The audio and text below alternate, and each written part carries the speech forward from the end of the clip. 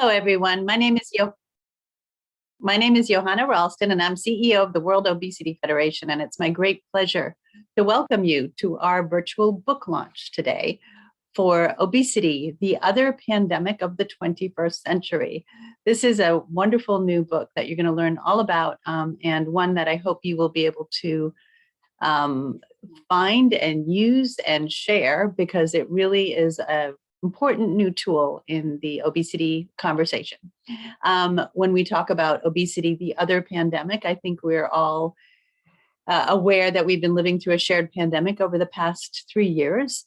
And yet that obesity really is on par with what we've experienced over the last 3 years in terms of its impact upon all of us. And it was really the leadership of two of our volunteers who wanted to draw these parallels, show that there's been lots of increased awareness of obesity as a result of the COVID pandemic, but also that obesity is not going to be subsiding the way COVID has been in many places, but is continuing to grow. And that, in fact, we need better, easier, more accessible tools and ways of communicating about it, especially to health professionals around the world.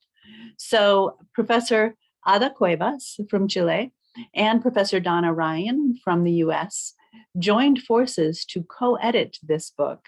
And they will be telling you more about the specifics of that.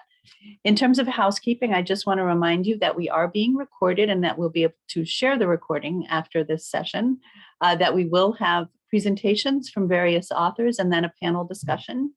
So you will be invited to post questions. Please come prepared with those questions, because we really want to have an interactive session around this. We've got participants from all over the world, which is wonderful news. And just, I think, a couple of points, and then I'm going to turn this over, which is that this book is truly, it's readable. We're very proud of that. It is accessible, it's easy to access, and it's very portable, meaning it's really something that you can take with you, bring with you, refer to, and appreciate for its ease of use. And so we really want you to embrace this, to get the book, and to share it with others. And so without any further ado, I'm going to turn this over to Ada Cuevas, who is chair of the World Obesity Federation Clinical Care Committee and a well-known physician and obesity specialist from Chile. Thank you, Ada. Thank you, Joanna, for the presentation, and thank you to all the participants to joining us to the launch of this book. In the agenda for today, first I am going to tell you about how this project was born. Then Dr. Donna Raya will present a summary of the book with excerpts of each chapter. And then I don't know if Leonardo Farca will be with us, but it's supposed that he will tell us how he was involved in this project. I hope that he will connect it soon. And finally, we will have a panel discussion with the participation of some authors. You can do question and answer with the Q&A box. So let's start with my presentation, please. Well, everybody knows that obesity is considered a global epidemic, since it affects to a large part of the countries around the world. According to this report of the World Health Organization in 2016, there were more than 1.9 billion of adults living with overweight, and more than 650 million of people, people living with obesity. That is more than 50% of the adult population have this problem in 2016. The next one. But and unfortunately, this problem will continue to increase in the coming years. And you can see in this slide with some projections published by the World Obesity Federation that, for example, for 2030, if we consider the number of people with BMI over 30, we will have an important increase of 11 more than 11% to more than 70% of this group of people. So the problem is increasing, and unfortunately is also affecting the children around the world. The next one. And obesity is by itself a chronic disease, but also is associated, is a risk factor for another important comorbidities and complications, including cardiovascular disease, diabetes, mental disorders, infertility in men and women, renal disease, neurological disease, immunological disease, and some type of cancer, and many others. And believe me, the list increases every day, because we know that obesity is an inflammatory condition that predisposes to many other diseases. Next one. And in this scenario, in the last 2 years, we have been with this collision of two pandemics in the world. The pandemic of obesity associated with many other comorbidities and complications, and early in 2020, and another pandemic emerged, this new enemy that make us very difficult our life in the last 3 years, that everybody know, the coronavirus COVID-19. Next one. And this pandemic of COVID-19 has caused almost 7 million of deaths worldwide. In addition, early after the previous one, still the previous one, you can see here that early after the beginning of the pandemic, we knew that people living with obesity have a more ominous and complicated evolution of this disease, with more hospitalization, more need of intensive care treatment, and higher mortality, even in young people living with obesity. Next one. And here you can see different studies published in different countries showing us that people living with obesity have had a almost 50% higher risk of mortality when they have COVID-19. Next one. Despite that we know that obesity is a chronic disease, that is a risk factor for many other diseases, and is a risk factor for more severe COVID-19, unfortunately, people living with obesity are not receiving quality care from the healthcare professional. You can see in this study, when a patient asks for help to treat his problem, they just receive an advice to eat less and move more. And this is not a real treatment for a real disease. We need to change that. Next one. So obesity is not recognized as a chronic disease, but is not diagnosed, is not treated by the healthcare professional. And in addition, people living with obesity are frequently stigmatized and discriminated. And all this happen in different environments. In the school, the children are suffering from a stigma. Children with obesity are suffering of a stigma in the school, in the work. But the most embarrassing for me is that people living with obesity are discriminated and stigmatized by the healthcare professional. That obviously make difficult their diagnosis and treatment. Next one. So we have in this collision of two pandemics in the last 3 years, this slide I used it in the first webinar that I participate about obesity and COVID-19 that Dr. Ryan invited me. That was in April of 2020. And I wrote this slide with the challenges that we had during the pandemic and the expected challenges that we will have, that now we have after the COVID-19 pandemic. And you can see that we have challenges for the general population, for the health authority, for the healthcare professional, for the food industry, for workplaces, et cetera, et cetera. So in this scenario, we decided that we need to do something. As Joanna told us, I think that this impact of the COVID-19 in people with obesity was a wake-up call to the medical community and the general population to become aware and take action on this problem. All of us need to do something. For this reason, we wrote this book with a more transversal point of view, with involving different aspects, the causes of obesity, in children, in pregnant women. This book is for anybody want to learn, for pregnant women that want to protect their children, for parents, for educators, and obviously for the medical community. Next one. For that reason, we invited two different experts in the area of obesity, in a psychological aspect, and policies, pediatricians, etc.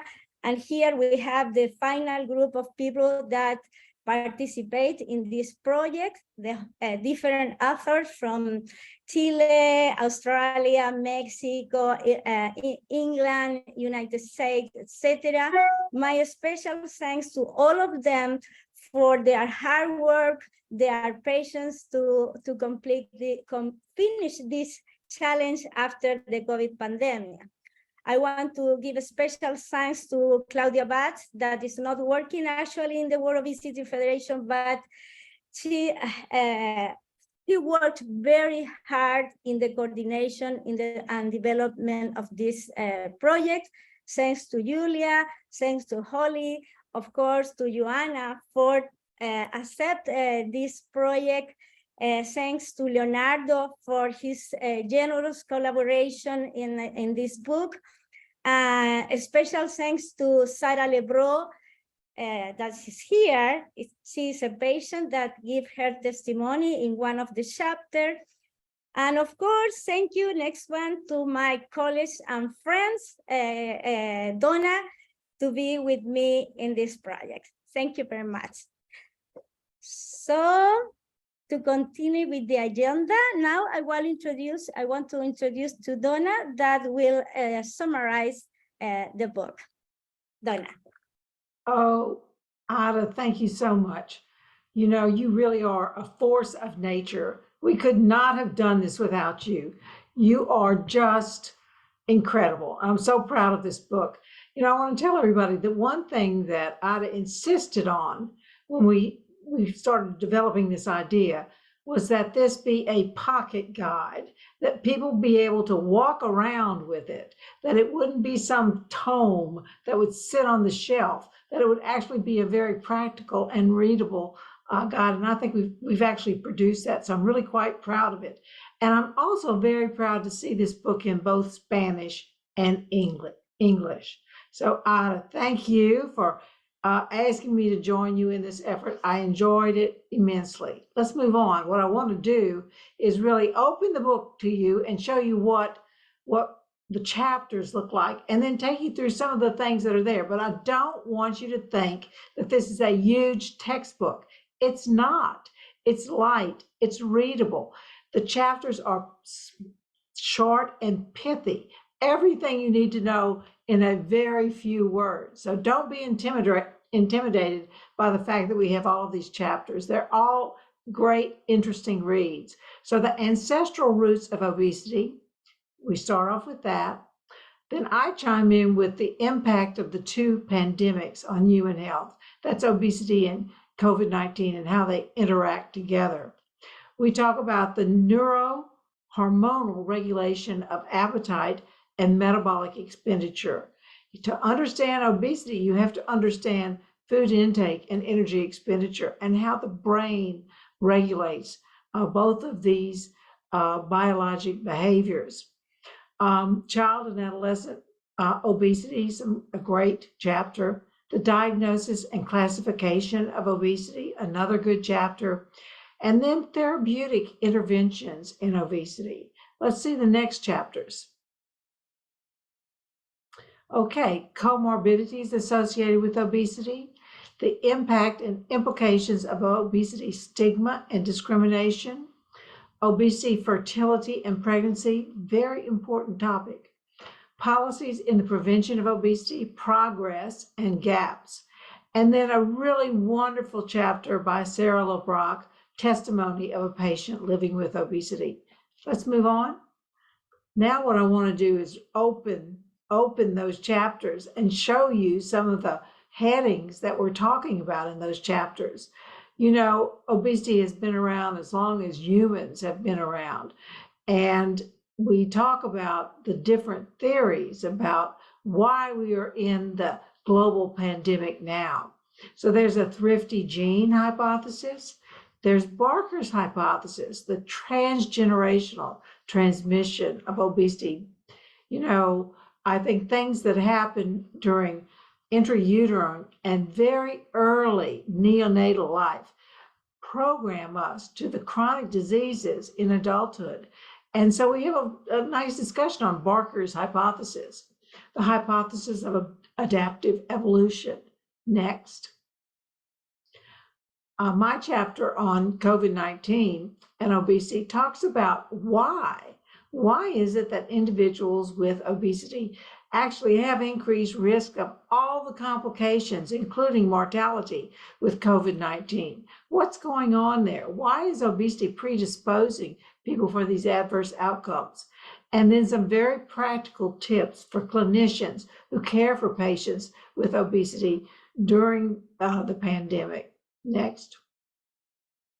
The session on understanding the pathobiology of obesity is an excellent discussion of the brain, how the brain senses nutrients and nutrient needs, how adipose tissue signals the brain about nutrient needs, and also how abnormal body fat produces signals that really contribute and drive those comorbid conditions, the complications of obesity. We also talk about the role of muscle, very important, and irisin, and the melanocortin pathway, very important part of the hypothalamus that helps regulate both food intake and energy expenditure. Next. We have a wonderful chapter on childhood obesity, the early life factors that predispose to obesity in childhood, and then in adulthood, complications of childhood and adolescent obesity. You know, now in the United States, we're seeing more children being diagnosed with type 2 diabetes than type 1 diabetes, and that's because of the obesity epidemic. We also address concerns about disordered eating. You know, many people worry that if we address obesity and overweight in our children, we could perhaps be driving increased risk for eating disorders. And we talk about that in this chapter. Next. We talk about in the diagnosis about the diagnosis and classification of obesity. We talk about the importance of measuring waist circumference. Look, the definition of clinical obesity is that it's excess abnormal body fat that impairs health. And so what we all need to be doing is looking at our patients, not just their overall body size, but where that body fat is located. So waist circumference is very, very important. We talk about the issues that we have with BMI as a measure, a screener for obesity. And the fact that we find individuals with high BMIs who are metabolically healthy, and we find individuals who have low BMIs but are metabolically unhealthy. And that's that abnormal excess body fat that's located in the visceral area that really drives that. And then we also discuss the Edmonton obesity staging system, a real step forward in terms of understanding obesity as a disease, not just a measure of body size. Next. Okay, we talk in our discussion of Therapy for obesity, we go over nutrition, diet, physical activity, medications, bariatric surgery. Next. Our patient is important, but we also have a chapter that's it's targeted to health professionals, and it talks about the importance of understanding bias and stigma and the lived experience that our patients have of weight stigma in our healthcare system and how we can do things to improve that experience. The importance of language. We give examples of scripts to use with patients. And really, this chapter is a call to actions for all healthcare providers to address weight stigma and discrimination in our healthcare systems. Next. We have a chapter on gestational weight gain, how obesity impacts fertility, reproductive management in patients with obesity. Obesity is a risk factor for adverse outcomes of pregnancy. And we also talk about this transgenerational transmission of obesity. Next. Breastfeeding, very important. Front of package food labeling systems, policies for health and food environment. This whole chapter deals with where we stand in prevention of obesity and where the gaps are and what progress have we made. Next. And finally, Sarah LeBrock's chapter. I chose to excerpt her sentence here. I think it's wonderful. I strive to help people realize that they do not need to blame themselves, particularly given the fact that the factors contributing to obesity are out of their control. We need to listen to our patients. Our patients are blaming themselves. Thank you, Sarah, for writing this chapter. Next.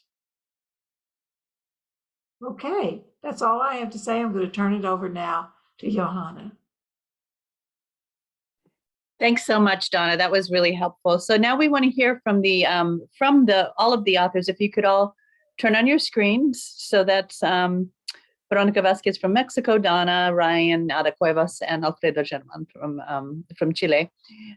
We are going to have an opportunity to hear from you a little bit more in depth about and Alfredo German, thank you very much. So Rodrigo Alonso, thank you.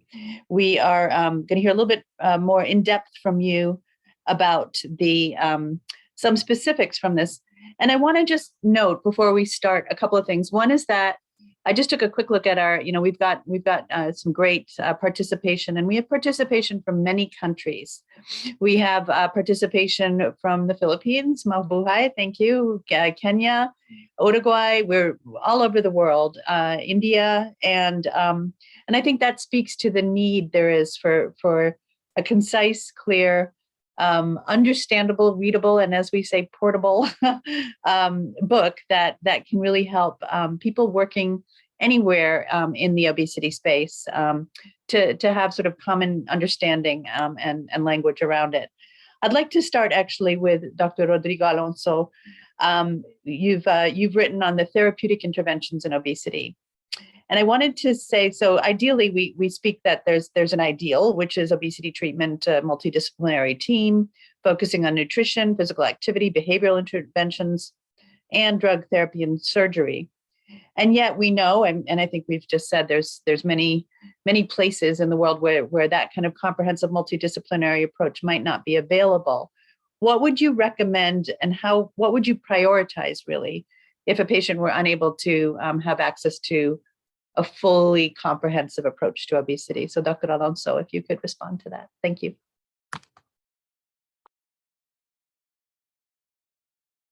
You're muted. Okay, yes. Sorry, thank you very much, Joanna, and I would like to thank Donna and Ada for the possibility, to participate in this very amazing book, contribute, to the better management and care of our patients living with obesity. Every patient has their own story, but at the end, all patients living with obesity around the world have their own back, with the problem for a long period of time. So what you say is true. In the ideal world, the multidisciplinary approach and management is the perfect situation, but in many countries, this is not possible. So what I think is, first of all, that we have to have health professionals well trained in the management of obesity. And this is very important. You know, you can have one doctor or one nurse or whatever, psychologist, physical, personal trainer, gym, whatever, you know, but one person in the health system trained in the management and care of obesity. And this is important because if you don't have a bariatric surgeon and you don't have a psychologist access, you can try to do something with patients and also try to identify in this patient what is the most important factor that the patient consider, you know, is triggered or is the causal factor in the obesity in his or her case. You know? Because if it is, some patients say, well, I stopped physical activity 1 year ago, I take care of my nutrition, but I didn't do, so probably we have to focus on physical activity in this case. Others, you know, first of all, then others are psychologists, coaching, or others are nutrition. But the most important, I think, is have well-trained health professional in obesity management.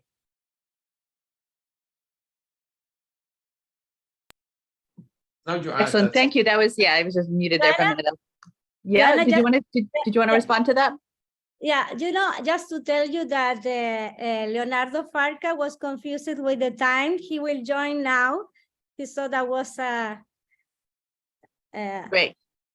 he was Is he, he saw that was 2 p.m. Chilean time, but he's joining now in a minute.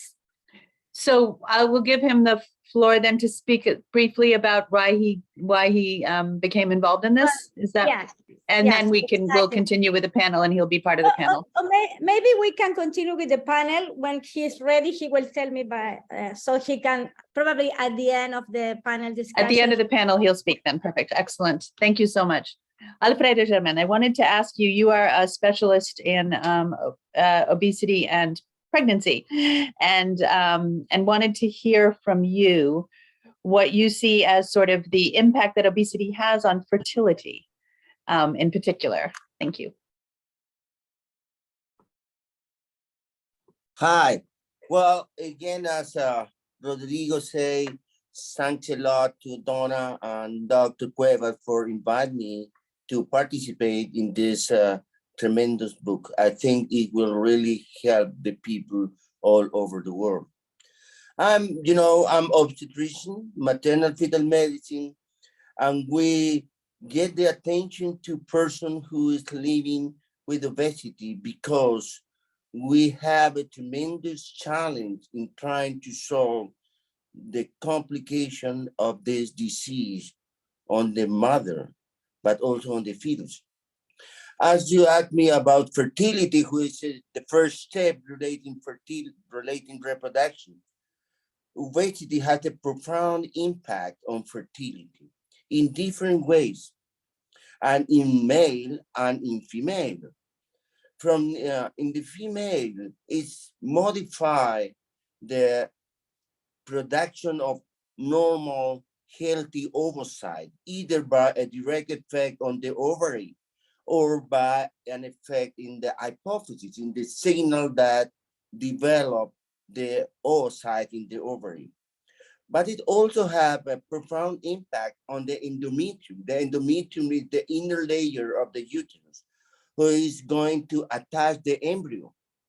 One of the most important signals to retain the embryo, who is related to the natural killer cells, are profoundly modified by the obesity in the setting of chronic inflammation.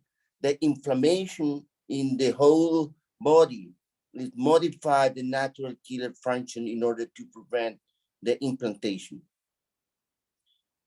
But there are some important data related to the male, because most of the time in reproduction, we focus on the female health and how we can solve it in order to improve the reproduction. But in the male, the person who are living with obesity are a profound impact also on the sperms, either in the sperm count or either in the sperm function. There is a measure of sperm health named DNA fragmentation, which is a profound increase in this DNA fragmentation related to the IMC in the man. But more important than that, when a male decrease the body weight, you can be able to observe how the sperm function is improving, and it's progressively improving across the treatment of those couples. So one important point to carry home is that not study only the female, just ask for the husband, because he may be the key in the reproduction problem in person living with obesity. Thank you.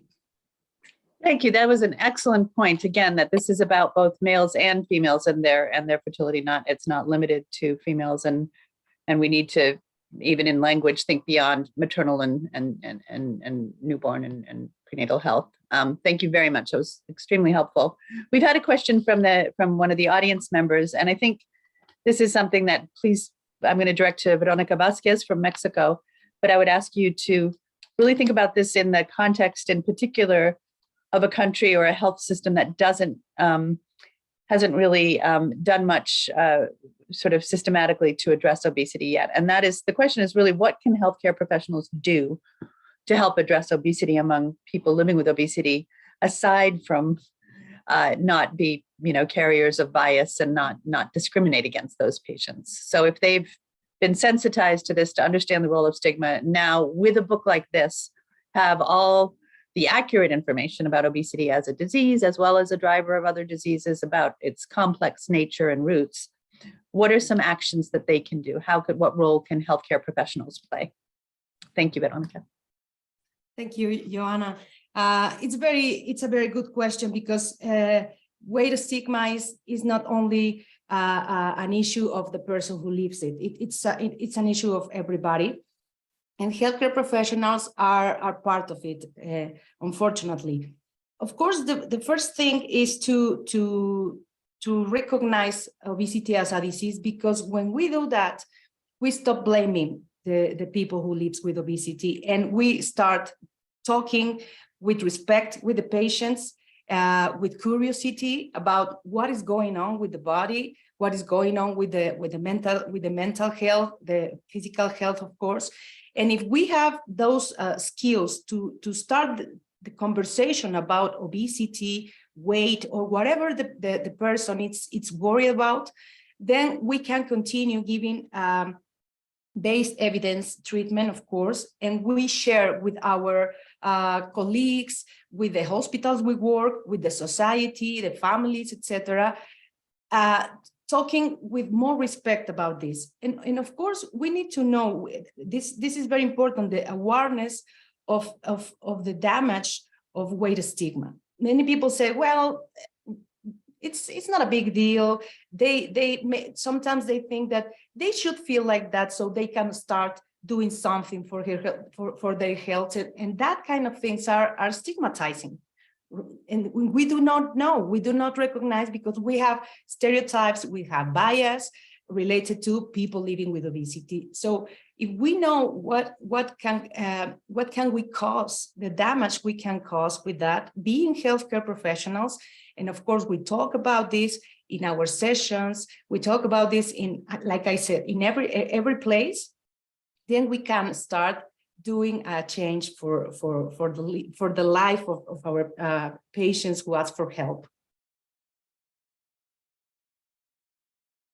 Excellent. Thank you so much, Veronica. I think you're raising, Veronica was one of the authors on the chapter on stigma and discrimination in the health system, and is referencing some really important points about this shift that we're starting to see. And I mean, again, we do see some really positive, changes in language around this.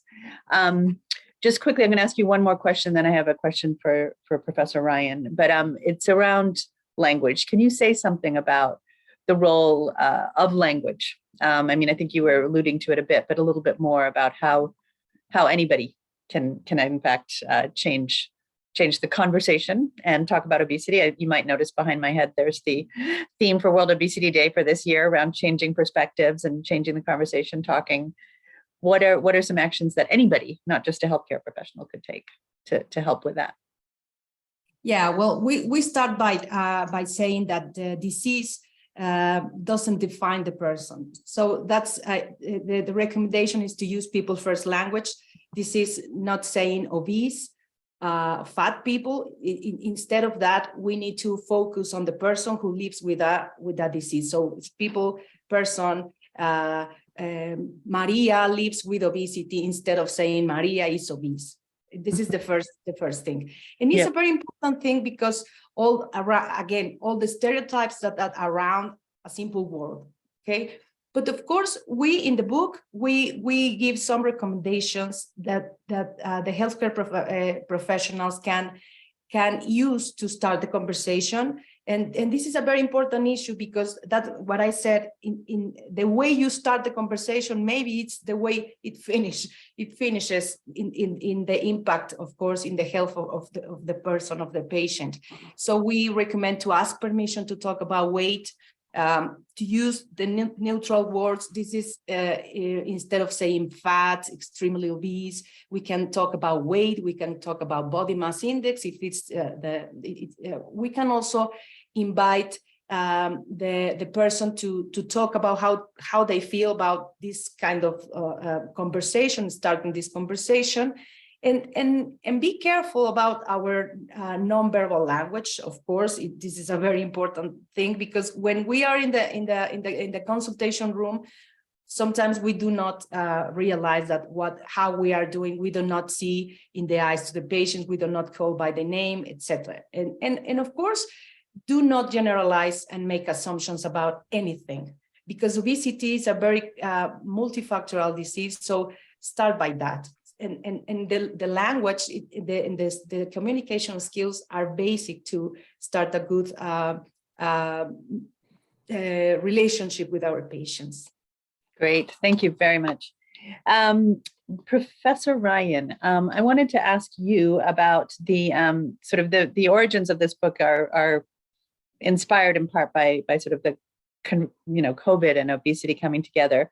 You've said that the pandemic was like an X-ray for our healthcare systems, exposing all the underlying vulnerabilities. That's a great statement. It's one we can all kind of relate to. Do you believe that lessons have been learned about this? Could there, more concerningly, be another pandemic that causes similar ill harm to people living with obesity? Have we solved this? Are we all good now? Do we have our health systems fixed? Yeah, I think it really did. What it brought home, Johanna, was that obesity is a serious disease. It is not just body size, it's a disease. And, it was so obvious that obesity was putting people at much greater risk for the complications of COVID-19. And I think that, yes, it showed us that we need to take this seriously, that if we're going to have a population with optimal health, we need to address the underlying cause, and that underlying cause is obesity. So what's going on right now in public health is that the big challenges globally are the non-communicable diseases. So it's diabetes, heart disease, cancer, and obesity is a big contributor to all of those. So yes, obesity does affect the immune system. It affects the risk that people have for becoming infected with a virus like COVID-19. It increases the risk for a bad outcome of that virus by the pro-inflammatory environment that obesity produces. And it's until we get obesity under control, we're going to be at risk for these communicable diseases, but we're also driving all of the non-communicable diseases. So I think if I could say there was a good thing that happened from this, I think it really raised the awareness of our healthcare system that we need to do something about obesity. Great. In relation to that, there's a really interesting question about from the Philippines about a patient with obesity and psychiatric disorder. this, our participant notes that there was a patient who had obesity and had a psychotic disorder who was taking olanzapine. And his psychiatrist did not want to change his medication. I believe this is associated with weight gain from olanzapine, if I'm not mistaken. Okay, yeah. So Did you want to say something about that, and did anyone else want to chime in? Yeah, sure. I'll let other people chime in too, but I really want, this is a big, these atypical antipsychotics, these newer ones, they're wonderful. They're great for controlling psychosis, but oh my gosh, they drive risk for obesity and diabetes, dysmetabolic syndrome. So so I think that if there was ever anything that showed that obesity is not a choice, it's if you take these drugs, almost all patients will gain significant weight. They'll gain 20 kilos, 40 pounds, even more. And many times they'll develop prediabetes or diabetes. So what can we do about this? Yeah, it's important that we address these mental health problems. And there are some of these medications that produce less weight gain than others, but we can treat with medications that also promote weight loss. So all of our medications for weight loss have been used in patients on these antipsychotics, and they can all stop weight regain and produce some weight loss and make patients healthier. So medications like liraglutide, semaglutide, metformin, phentermine topiramate, naltrexone, bupropion. These are all good medications for patients who are having that severe weight gain with antipsychotics that can block that. Great. What do others think? Yeah. Did anyone else want to respond on that? Okay. Yeah. Rodrigo, did you want to say something? No. Sorry. Yeah, this is very interesting, because when we see these kind of patients that they're coming from the psychiatrist, and they said, well, I'm taking this kind of medication, and I start with my problem, or it was a factor that contributed a lot in my problem because probably I started before. And you say, well, I usually try to talk with the psychiatrist and try to arrange, something because for this patient, that is a problem. His or her problem is that since he or she is taking this medication, they started to have more obesity. So I try to talk with the psychiatrist. I think it's very important, the connection between treating physicians, and try to give a solution for this patient. We have, thanks, many medications now that we can use in these patients. If in case that the psychiatrist doesn't want to change that medication, but it's a big problem. We have this very often in our consultancy, these kind of patients, but we have to try to give a solution. And I think that's one part is to try to involve most of the psychiatrists in the world of the obesity management and the care of obesity patients. We hear a lot about the need for coalitions of healthcare professionals and coalitions of people working across nutrition, physical activity, health, all these urban planning. So it sounds like this is yet another example. And it goes back to the optimal model is a multidisciplinary team. And how can you create that if you don't have a multidisciplinary team? I think it's just understanding that we all need to work together. I do want to note that this year, the UN high-level meeting for heads of state, there is one on universal health coverage in September in New York. And we're working towards trying to get understanding of obesity as a requirement in universal health coverage, and the idea that every person has a right to a health and a health system that operates effectively. Obesity is a disease that's driving 5 million deaths a year. It really needs to be having a little bit higher priority than it has now. I do want to go back now to childhood obesity. There's a question: lifestyle and behavior choices associated with obesity develop during school age years. So to the extent those drivers of obesity that are associated with modifiable risk factors, and our schools are one of the first places to begin addressing childhood obesity. Would anyone like to speak to tips and approaches to effectively addressing childhood obesity in schools in particular? Did anyone want to raise their hand for that one?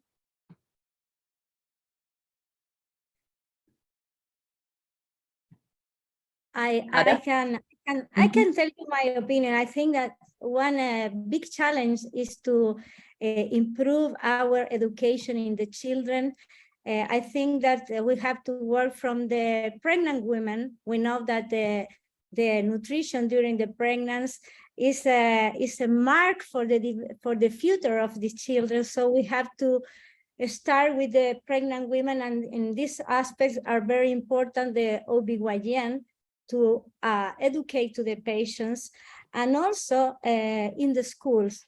And we need to work with the parents, with the school, with the educator, and obviously we need the help of the education policies in order to improve the education in the school, to improve the food in the school, the sports. And I think that for children, we really need to act together. Yeah, actually, we have very good treatment for obesity in children, but we need to start from the conception, yeah, in order to have a better future for our children, because until now, the future is not looking very well for them. So we need to do something now. I think that the policies are very, very important regarding food industry and other aspects. And that might get at a question there was around policy as well, that policy plays a really important role in this. There was one question regarding, how do we address, how can we help many patients who work in call centers? So that's in the Philippines and in many countries, you've got call centers where people work the night shift and are seated for work and may be traveling long distances, but by vehicle, and so are limited in terms of what they have access to.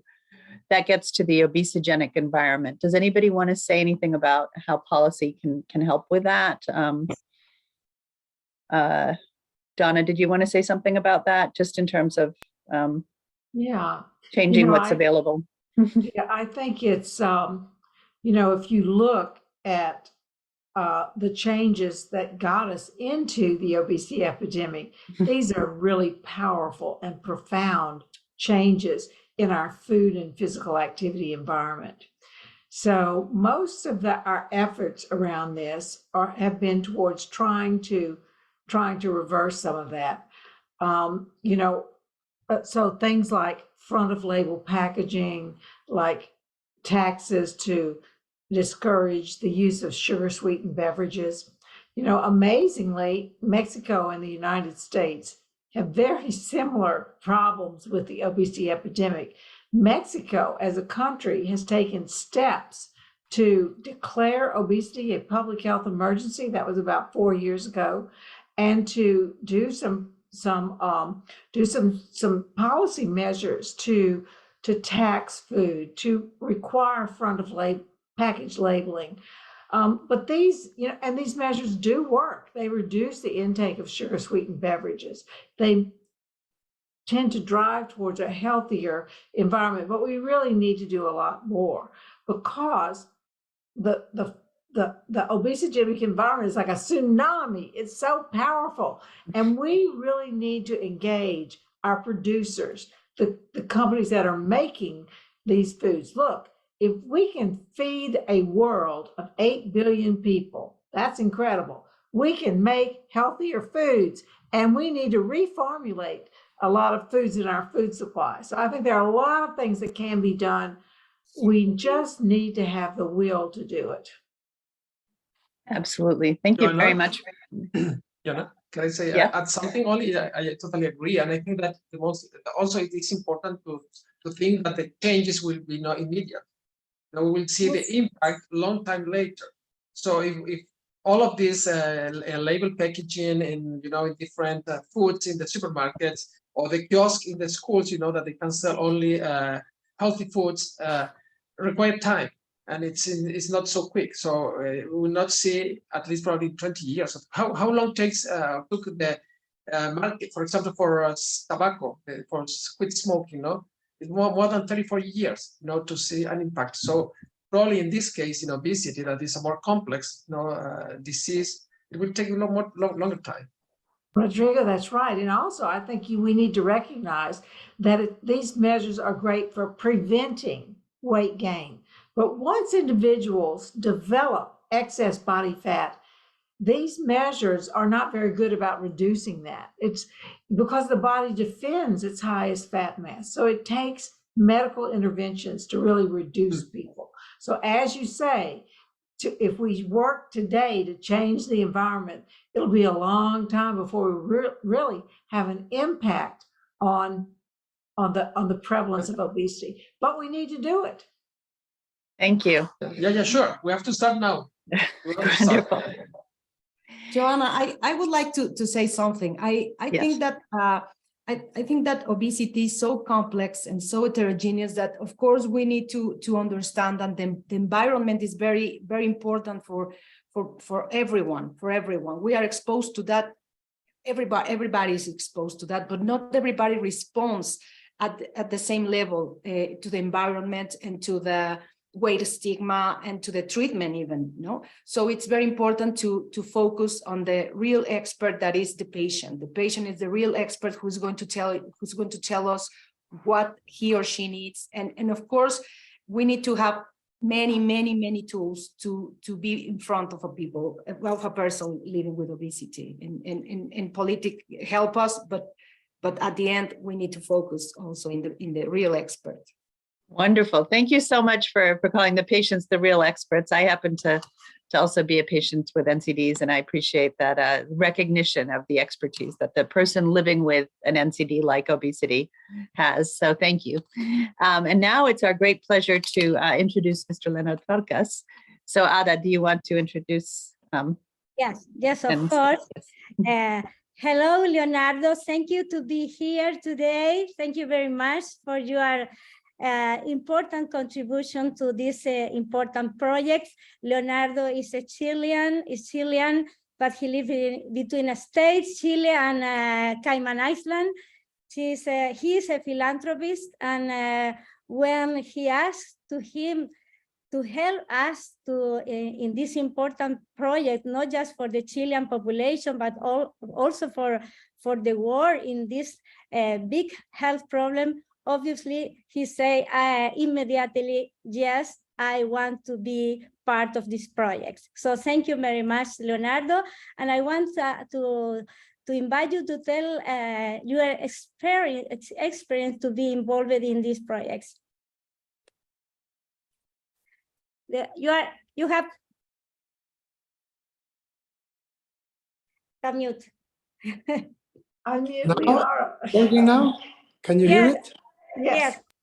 This is the first Zoom I do it in many years. So I don't do Zooms and stuff. I was saying this is not about me. This is about you guys. What you do. I want to congratulate you, philanthropist. We get all things from all over the place. You know, we involved with diseases and this and that. Of course, hunger. We're talking about obesity, hunger and. In Africa, and these are moving kids now from orphans from Ukraine and all that. There's no food there. But when I hear about this project, I was very moved because I don't see too many of these projects, probably with the way I go around of this nature to tell the people to know, especially in our countries, South America and stuff. And when I moved to Chile first, in small towns, I used to see obese ladies used to ask me to pay for the doctor for the operation, for the surgery, and it was very complicated because they didn't want to follow the rules either, what to eat, what to this or that. So I'm glad we're moving. I hope that we'll move a little faster than the way that this is going instead of obesity, because it's really a pandemic. Sorry, I joined late, so I didn't hear what they were saying before. But it is a real problem. And of course, we're talking about prices, businessmen. If you buy an artichoke, it's $4.99. If you buy a piece of lettuce, if you buy a broccoli, it's $5. You go to McDonald's, it's $1.20 for a French fries, for the hamburger. So if you're a person cannot afford, you have 5 kids, it's easier and it's cheaper. They cannot afford it. So it's not just to educate them, but it's unfortunately politics and money and everything is always involved. But I didn't want to go about politics. I just want to say thank you very much to give me the opportunity, and congratulating Donna and Ada for this, and for all of you, I salute all of you for what you do. Thank you very much.